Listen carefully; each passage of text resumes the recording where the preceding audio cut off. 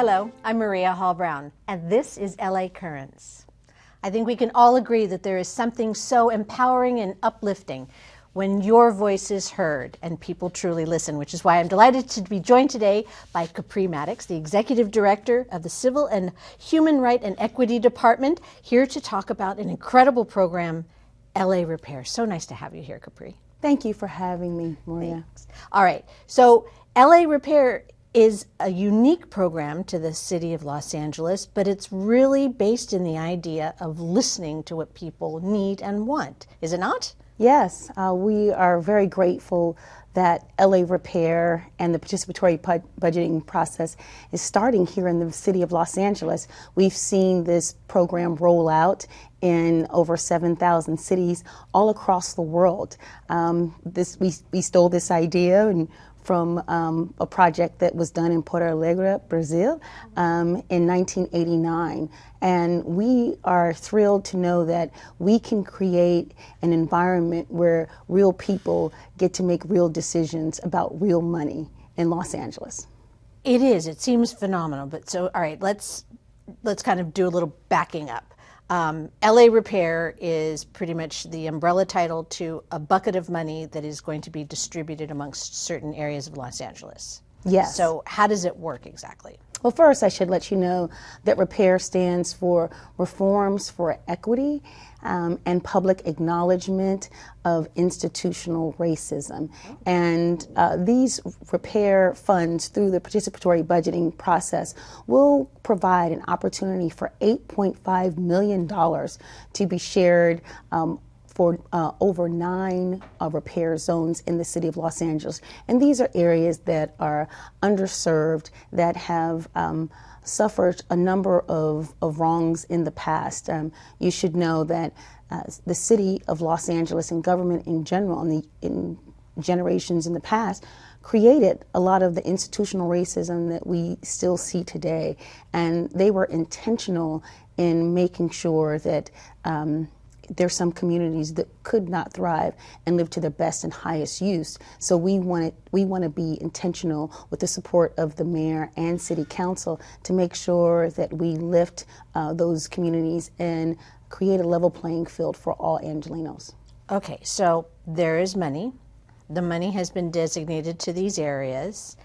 The concept is there to elevate the communities and let the communities have a say. So how does the exact process work? And what did you see happen in these other places that, like in Brazil? What did you see that gave you the feeling that it would work here? Because LA is a complicated place. Right.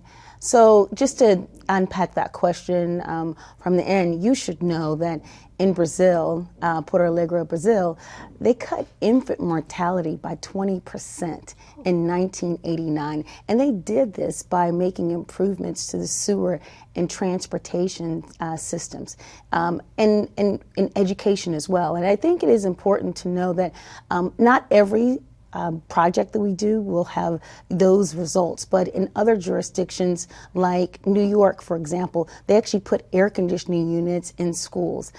Other work that's happened in Oakland and Portland. It's important to know that in those cities, they had opportunities to provide services to the unhoused, showers, haircuts, and other essential services, making sure that tenants had legal resources and legal services, and just thinking about other ways that people have been lifted in a variety of communities. Just even what you were saying, I was thinking about, the heat in New York City and the schools having air conditioning, of course, which allows the children not only an opportunity for a respite from the heat, but a desire to stay and to get the education they so deeply deserve. So is that sort of some of the things that are going to be happening here? Well, up to the community. It is. And any idea is a good idea. And what we give is we give the community members an opportunity to bring their ideas of what they think the communities may need. And they have an opportunity to vet those ideas as a group and to vote on them. And community-based organizations can submit proposals and the community will, of course, vote on those proposals, and they will be implemented through the work of the community-based organizations. And this is the beauty of this effort, Maria, is that we will allow the community groups that have already been serving our residents an opportunity to expand or lift this work in a different way, lift their work in a different way to make a difference for residents. And again, it could be any of the things I mentioned, like, making sure that we have services for our unhoused population, or providing legal services for communities in need. So what are the areas that have been designated as being eligible for this LA Repair project? So Maria, we have 9 zones, and we are super excited. We have the Arleta Pacoima. We have the next area would be Boyle Heights, and then the third area would be the Mission Hills, North Hills, and Panorama City. Our fourth area would be Skid Row. And then our 5th area is South Los Angeles. The 6th area is Southeast Los Angeles. And our 7th area is the West Adams, Baldwin Village, and Leimert Park area. And our 8th neighborhood is the Westlake community. And our last area would be the neighborhoods of Wilmington Harbor Gateway. You talk about this, this unfortunate sort of institutionally driven racism, and that brought these areas into a situation in which they may not have had the resources that they really should have. People being forced into areas for a number of reasons. How were these 9 places chosen to be part of this project? What was the vetting process from the city's perspective to be able to elevate and uplift? So Maria, we looked at a number of factors. Unemployment rates, the opportunities that people have when it comes to how to address environmental racism, looking at the rent burden population, and even our COVID-19 numbers, particularly looking at the COVID-19 case rates and mortality rates. And it's very interesting that you can look at a map from the 1930s, where, our redlining maps, where we had people that were denied federally backed loans just because of their skin color. And those areas and those maps today still represent, structural racism in Los Angeles, because these are some of the same communities where the environmental hazards were placed, where the freeways were built, and where the communities were underserved and had been done wrong for far too long. And the mayor and city council have made a stand to say no more, and to say that we will lift this community, and the rising tide will lift all boats. And we are delighted that the Civil Human Rights and Equity Department is here to do this work for such a time as this. All right, so this participatory budget idea that I think is a great term to begin with, is that the community that is going to reap the benefits of these projects need to actually have a say as to which projects seem appropriate or which things they want. And it's not governmentally run as much as it is community run. So how do you choose the community partners or community members, or the councils that will help feed this information back up to the city so that the city can get it logistically organized? Well, Maria, participatory budgeting does not work without community participation. Right. Participation. Right. Say that fast. It's an opportunity for residents over the age of 16 that are in the communities that we mentioned, an opportunity to we had a steering committee that was set up, and we have closed that application process where we were looking for 17 people to help us to steer and guide this process. Now we have an opportunity, and we have an opportunity open now for members of 3 of those 9 communities to stand up and create a place for residents to actually tell us how they would like to advise in these spaces. And so the advisory board, the advisory councils for these communities, and the 3 communities that we're going to roll out in to start would be Boyle Heights, Mission Hills, Panorama City, and North Hills. And then the last one would be Southeast Los Angeles, which is South Los Angeles in the city of Los Angeles, just east of the 110 freeway in Kern-Prices area. Okay, so no suggestion too little, no suggestion too big. I mean, almost, I would like new lights in my street lamps. I would like an air conditioner part of my child's, school. I would like the road repaved. I would like a park somewhere. I'd like graffiti cleaned up. I would like, what's the parameter of what the funds can be used for? One thing that we're looking at is that we would focus primarily on services. There are some areas where participatory budgeting really provided service resources in the ways of infrastructure support. But we wanted to be intentional to provide services. Again, it can be used for anything, but ideas are after-school programs, services for the unhoused. Again, I mentioned the legal services for those that need tenant support. There are people that need support with immigration issues. And so there are the good thing is about systemic racism and challenges for underserved communities is they need so many things. So we have a opportunity for a menu to be very broad, and depending on the area, there may be different needs for a variety of communities. Where did this $8 million come from? The $8.5 million was set aside by City Council for us to do this work, and it was actually placed in the Mayor's Justice budget for the 2021-2022 year.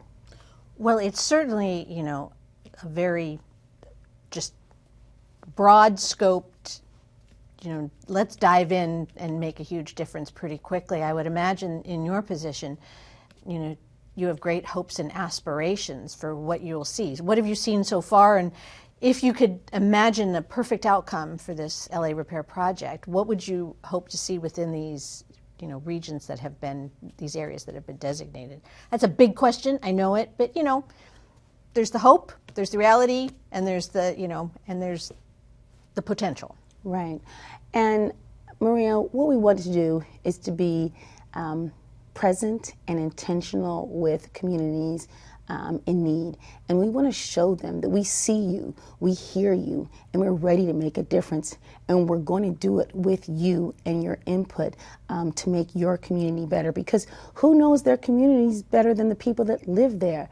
And so we want to be a partner on the side. Government needs to be a partner in this space, and we are delighted to know that we have residents that are already very interested in this work. We will also need support from our community-based organizations, not so much to be on the advisory committees or steering committees, but to learn about how to do proposals that the community members will be asking for to move this work forward. And so if anyone would like information on either how to join the advisory committees, particularly for the 3 areas I mentioned, or to get a session as a community-based organization, you can reach us at repair.lacity.org. Obviously, that's even how I introduced our conversation this afternoon, is that, to be seen and to be heard changes everything in a person's psyche and in a person's value to themselves and in a person's trust in others. And I think that I imagine that this is, this has a twofold effect, and to not just, yes, the imperative here is to elevate the communities that you are serving, but also to demonstrate that government is not something separate and is not something that is apart. Is that something that you're seeing happening more and more within the city of Los Angeles, that, agencies are actually, reaching out to have these two-way conversations with the constituencies that they serve? Right. Public service is not a one-way street. And we call ourselves public servants, we need to be with the people, and we need to figure out how we can serve them at the best and highest use. And also, we wanted to be intentional to support our community-based organizations that do this work every day. They show up. They're the people right now that are giving showers to the unhoused population. There are people that are cleaning their streets through their organizations. There are folks that are providing after-school services. And we need to support them, and we need to undergird them to lift them, because you have to help the people that help the people. Yeah, that's an interesting concept, you know, that public-private partnership that is so imperative. And there are so many wonderful organizations. I would imagine that this would also help, you know, kind of make a coherent thing together, because with these community partners, working with these community partners, you know, working with the Los Angeles, you know, city opportunities that are available to them, I would imagine that it would also just, you know, all good things raise all boats. I'm not saying this as clearly and concisely as I'd like to, but I'm thinking that this also probably would make a coherent process probably take place when you're introducing community partners to community partners. Right. And to your point, yes, a rising tide does lift all boats. And that was the quote I was aiming for. Thanks. And it's important to know that community-based organizations and our local nonprofits have been doing things on a shoestring budget. Yeah. And they know the community. They live in the community. They are committed to, you know, serving and using their skills and their gifts to make a difference. And we just want to be sure that we, as they lift others, that we lift them as well, and we let them know that we appreciate their service and that we are here and as a city family to serve them as well. I mean, you talked about services taking the priority position in this, all of this, but are there any restrictions that, you know, the money cannot go to? Can it not go to salaries for community organization leadership or things like that? I mean, it has to go directly to the people that they serve. Right. We want these dollars to be used for services, and these are some details that we will work out with the advisory committees. The advisory committees, I should say, will do a great deal of the community engagement work, but we will have our steering committee to say what the parameters will be. And that's what we really want. We want to hear the voices from all residents, housed, unhoused, or regardless of what language you speak or your immigration status. We want to hear from the community exactly what they want to see in their neighborhoods. That's exciting. Well, I have to say that you've been in this position now less than 2 years. Right, just under 2 years, yes. So, you know, you jumped in a very unusual point in time for a number of reasons, but it's an important department and it's an important job.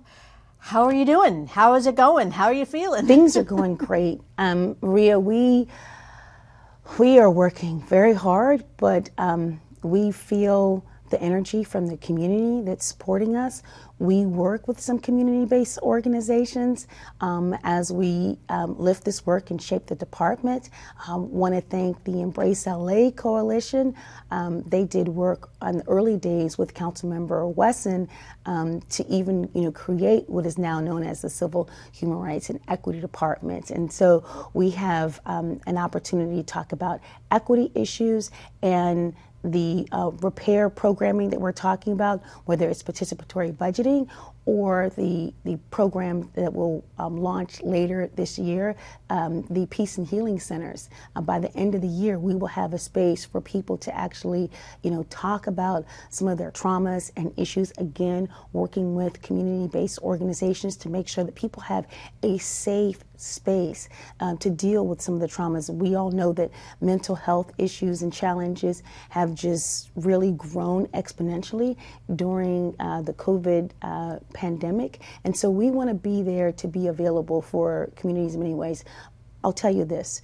We have had an opportunity to lift equity in so many ways, even in thinking about upward mobility programming helping people get to the middle class and beyond through college and career readiness programming. We had a law day for our young folks. We had an opportunity for a job fair for our transgender community, and we've done homeownership opportunities for communities in need. And you know, there are wonderful things that have happened over these last 24 or so months. I'll tell you, the best call I received was someone saying, I came to your event about homeownership, and it's been less than 2 months, and I'm on my way to pick up the keys to my home. Oh my gosh, I just got goosebumps. Yes, and it makes it all worth it for what we do. And then, of course, communities that are dealing with hate and discrimination, we stand up for them, sometimes we're responding and doing vigils for communities that are hurt, but we're also proactive with our LA is for Everyone campaign. Its official title is LA for All campaign, but we send a message in 18 languages, and we plastered that over nearly over 5,000 spots in the city of Los Angeles. We were on bus shelters, sanitation vehicles, the street lights. We were everywhere. Now, just this year, we were able to have the LA Zoo, USC, LAUSD, and other partners step up to say, we want to be a part of this movement too. And so we couldn't be more proud than to serve a beautiful Los Angeles, and whether it is the LGBTQ community that's celebrating Pride Month in June, or the African American History Month celebrations that we participate in February, or the Latino Heritage celebrations that we do in September. In Los Angeles, every community needs to know that they belong, that the city is here for them, and that we will stand up for you when it comes to hate and discrimination. And then the last thing I just wanted to share is, as it relates to discrimination, Maria, this year we will be able to bring cases against people that violate your civil rights in the areas of commerce, education, employment, and housing. And these are things that are happening in the private sector. And that is the place where we will be able to bring cases. And I've said it many times that not everyone that has their knee on your neck does it literally, and we need to be intentional to make sure that we create a better Los Angeles, and a Los Angeles for everyone. And through our department, we are lifting this work. So when you say they can bring cases, because you've been, this wonderful resource for information and advisement and just education, and now this great LA Repair opportunity for enhancement of these community services. When you say bring cases, you'll have a legal aspect? Yes. Okay. You can represent people? As administrative hearings would take place. And this will be through support of the city attorney's office. And of course, I definitely have to thank our city attorney family for stepping up and helping us to shape and lift this work as well. It is important to know that if someone, let's give you a few examples here just to make it plain. If someone says, you cannot come into this restaurant because of the color of your skin, or a landlord won't rent to someone because of their actual or perceived immigration status, citizenship status, we can bring a case in those spaces. If someone won't allow you to go to, and this is all for the private sector, if someone says you cannot come to our independent or private school because you have two mothers, these are places and spaces where we can bring cases to support residents of the city of Los Angeles. And there are just so many ways how people discriminate against you. People are discriminated against, Maria, because of their military status. If they're a veteran, it's just amazing that people find ways. Your gender identity. There's just so many ways, unfortunately, that people discriminate against folks in the city of Los Angeles, and we want to stand up for that. It's important to know that LA is for all, and we are here with the support of Mayor Eric Garcetti and LA City Council to make sure that all residents feel this. I have no doubt it's been a learning curve. I mean, obviously you came into the position with, some very strong and very solid reasons to be placed here, but it sounds like you have really embraced it wholeheartedly and are pretty excited about what you're capable of doing in terms of this wonderful department.